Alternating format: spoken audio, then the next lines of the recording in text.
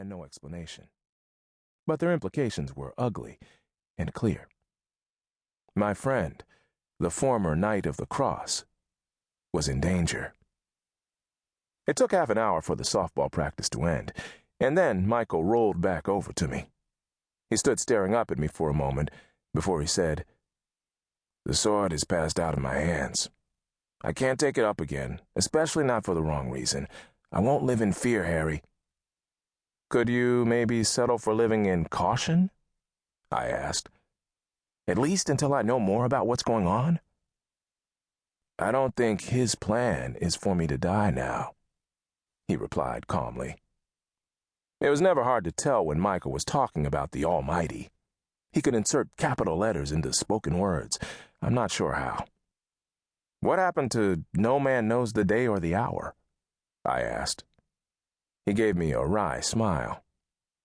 "You're taking that out of context." I shrugged. "Michael, I'd like to believe in a loving, just God who looks out for everyone, but I see a lot of people get hurt who don't seem to deserve it. I don't want you to become one of them." "I'm not afraid, Harry." I grimaced. I figured he might react like this, and I'd come prepared to play dirty. "What about your kids, man? What about charity? If someone comes for you, they aren't going to be particular about what happens to the people around you." I'd seen him display less expression while being shot. His face turned pale, and he looked away from me. "What do you have in mind?" he asked after a moment. "I'm gonna lurk and hover," I told him. "Maybe catch our photographer before things go any further." "Whether or not I want you to do it," he said. "Well, yes." He shook his head at me and gave me a tight smile. "Thank you, Harry, but no thank you. I'll manage." Michael's home was an anomaly so close to the city proper, a fairly large, old colonial house, complete with a white picket fence and a yard with trees in it. It had a quiet, solid sort of beauty. It was surrounded by other homes, but they never seemed quite as pleasant, homey, or clean as Michael's house. I knew he did a lot of work to keep it looking nice. Maybe it was that simple. Maybe it was a side effect of being visited by archangels and the like. Or maybe it was all in the eye of the beholder. I'm pretty sure there won't ever be a place like that for me. Michael had given a couple of the girls, young women I suppose, a ride home in his white pickup, so it had taken us a while to get there, and twilight was heavy on the city. I wasn't making any particular secret about tailing him, but I wasn't riding his back bumper either, and I don't think either of them had noticed my beat-up old VW.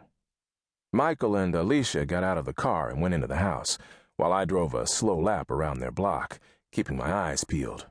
When I didn't spot any imminent maniacs or anticipatory fiends about to pounce, I parked a bit down the street and walked toward Michael's place. It happened pretty fast. A soccer ball went bouncing by me. A small person came pelting after it, and just as it happened, I heard the crunchy hiss of tires on the street somewhere behind me and very near. I have long arms, and it was a good thing. I grabbed the kid, who must have been 7 or 8, about half a second before the oncoming car hit the soccer ball and sent it sailing.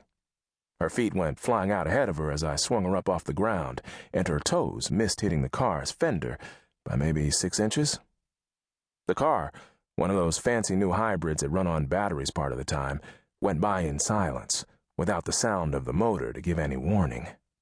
The driver, a young man in a suit, was jabbering into a cell phone that he held to his ear with one hand. He never noticed. As he reached the end of the block, he turned on his headlights. I turned to find the child, a girl with inky black hair and pink skin, staring at me with wide, dark eyes, her mouth open and uncertain. She had a bruise on her cheek a couple of days old. "Hi," I said, trying to be as unthreatening as I could. I had limited success. Tall, severe-looking men in long black coats who need a shave are challenged that way. "Are you all right?" She nodded her head slowly. "Am I in trouble?"